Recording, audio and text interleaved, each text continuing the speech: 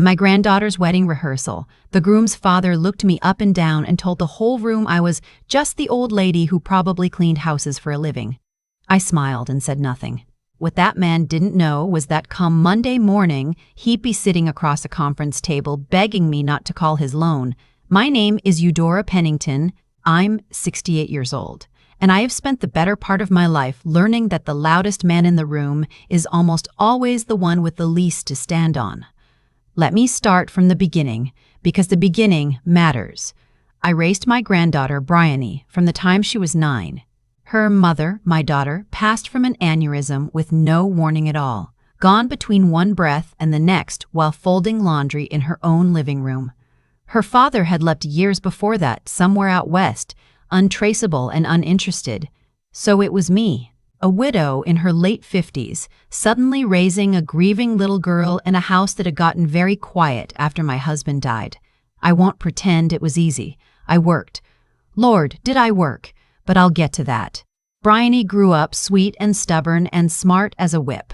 She went to the state university on a scholarship she earned herself, got her degree in pediatric nursing, and the first job she landed was at a children's hospital downtown. She came home that day and cried in my kitchen, not from sadness, but from the kind of joy that doesn't have anywhere else to go.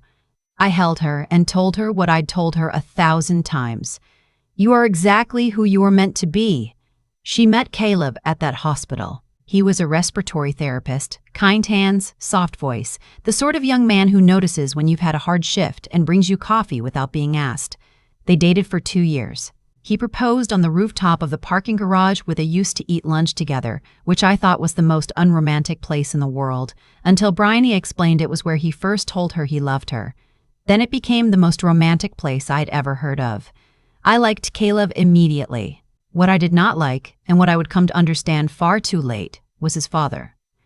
Garrett Voss was a developer, the kind who builds strip malls and storage units and slaps his own name on the side of office parks like the city ought to be grateful. He wore his money the way some men wear cologne, too much of it, and from across the room. The first time I met him was at a dinner. Bryony arranged so the families could get to know each other before the wedding. He shook my hand for exactly 1 second. Looked past my shoulder the entire time he spoke to me, and asked if I'd managed to find parking all right in that little car of mine. I'd driven a 15-year-old Buick that runs like a dream and owes me nothing. I let it go. I've learned that you can tell almost everything about a person by how they treat the people they think can't do anything for them. The wedding was set for the fall. Bryony wanted something modest, a garden ceremony, close family, good food. Garrett kept trying to make it bigger. He wanted a hotel ballroom, a guest list of 300, a band flown in.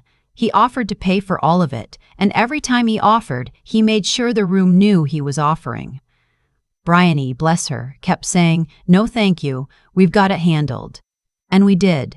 She and Caleb had saved. I'd quietly set aside money for years for exactly this day, though nobody knew how much, and I intended to keep it that way.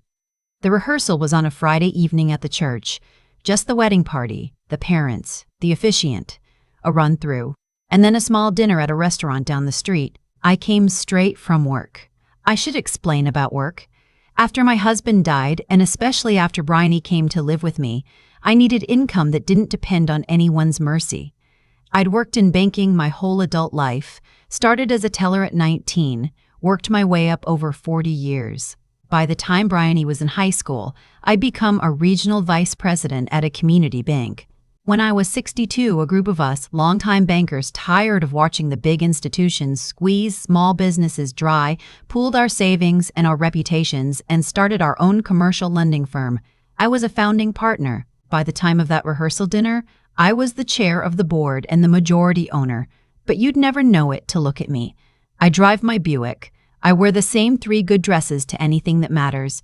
I cut coupons because my mother cut coupons, and I see no reason to stop. I have never in my life felt the need to announce what I have, and I have come to believe that the need to announce it is itself a kind of poverty.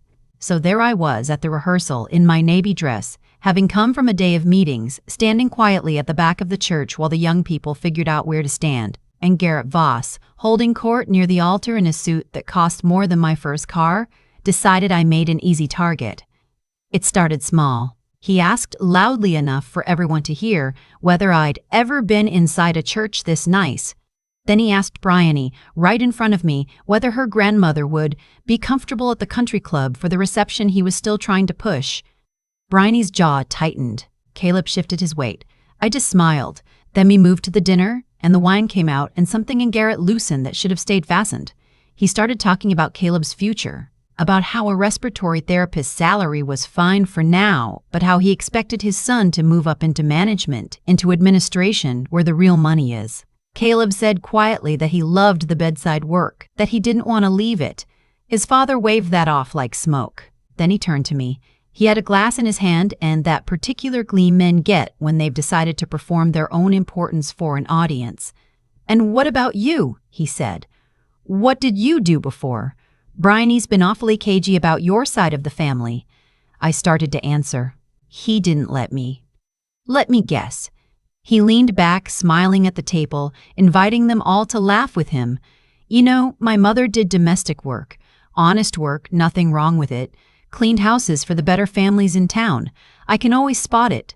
There's a kind of woman who spent her life on her knees scrubbing other people's floors, and there's a dignity to it, I suppose, but let's be honest." He looked right at me then. "You're just the old lady who probably cleaned houses for a living, and there is no shame in that. But I do hope you understand the kind of world my son and your granddaughter are marrying into. It's not your world. I just want everyone to be realistic about that." The table went silent. Bryony's face had gone white, then red. She opened her mouth, and I caught her eye and gave the smallest shake of my head. "Not now, sweetheart." Caleb said, "Dad," in a low, warning voice, and Garrett held up a hand. "I'm not saying it to be unkind. I'm saying it because somebody has to be honest at this table about where everyone stands." I folded my napkin. I set it beside my plate, and I said, in the calmest voice I owned, "You're right. Somebody should be honest." Then I smiled, and I asked the waiter for the check for my granddaughter's play setting and mine, and I paid it, and I stood, and I kissed Bryony on the top of her head and told her I'd see her at the church tomorrow, and not to let anything ruin her day. And I walked out into the cool evening air, and I drove my 15-year-old Buick home. And I did not cry, because I had stopped giving men like Garrett Voss my tears a very long time ago. But a mother's silence, and a grandmother's silence even more so, is not surrender. It is arithmetic. Here's what Garrett Voss did not know. 3 years earlier, his company had come to my firm for financing.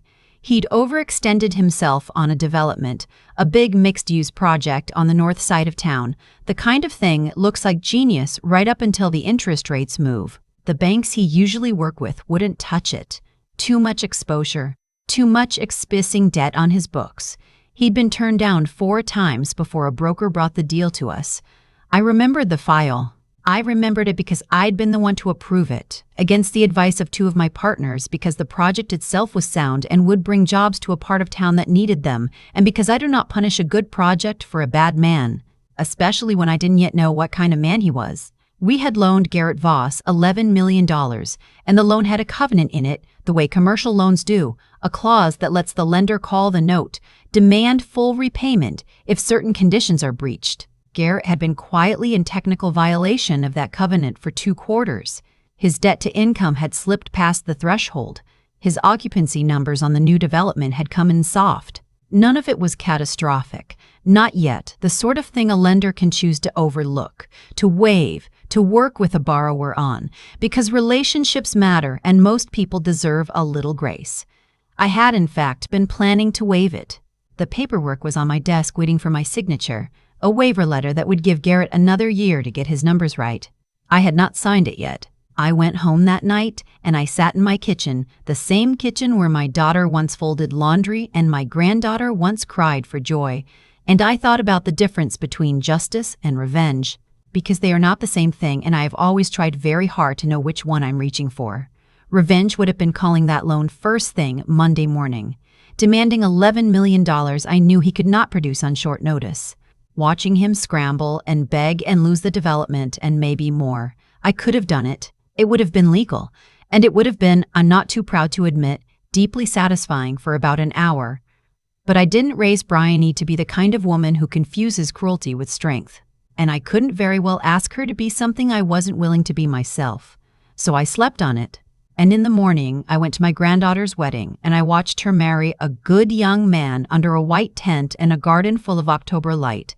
And Garrett Voss stood across the aisle from me in his expensive suit, and he had no idea, none at all, that he was looking at the woman who held his entire empire in a manila folder on her desk. I danced with Caleb at the reception. He's a lovely dancer. Partway through, he leaned down and said, quietly, "Mrs. Pennington, I want to apologize for my father. What he said to you was unforgivable, and I'm ashamed I didn't say more in the moment. I told him he had nothing to apologize for, that we don't get to pick our parents, only what we do with what they gave us." He held on to that for a second. Then he said something I'll never forget. He said, "Bryony told me once that you taught her a person's worth has nothing to do with their bank account. My dad spent my whole childhood teaching me the opposite. I'm trying to unlearn it." That's when I knew my granddaughter had chosen well. Monday morning, I went into the office and the waiver letter was still sitting there on my desk right where I'd left it.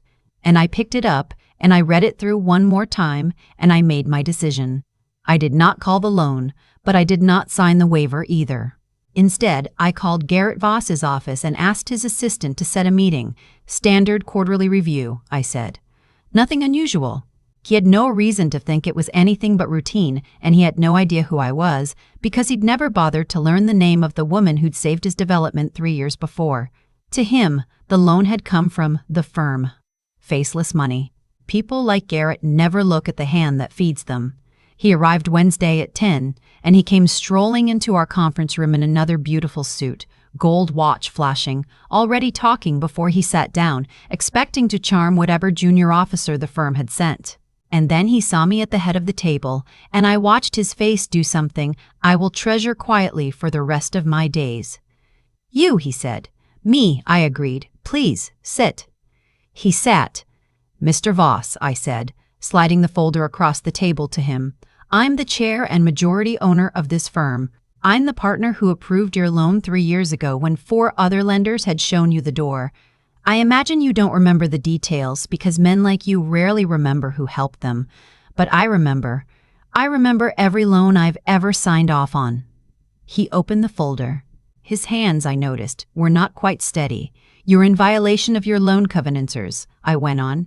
"Have been for 2 quarters. Your number slipped. It happens. Markets move. Under the terms you signed, I am entitled to call this note in full today and demand repayment of the outstanding $11.2 million within 30 days.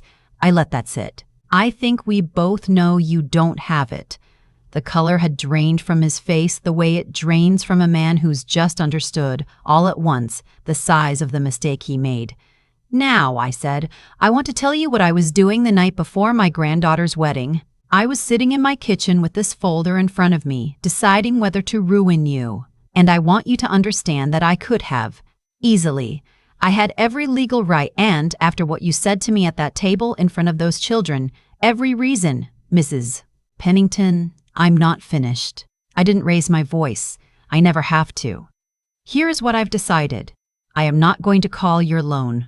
I am going to sign the waiver that was already on my desk before I ever met you, because the waiver was the right business decision before you insulted me, and it is still the right business decision now, and I will not let what you are has the power to make me less than what I am." He stared at me.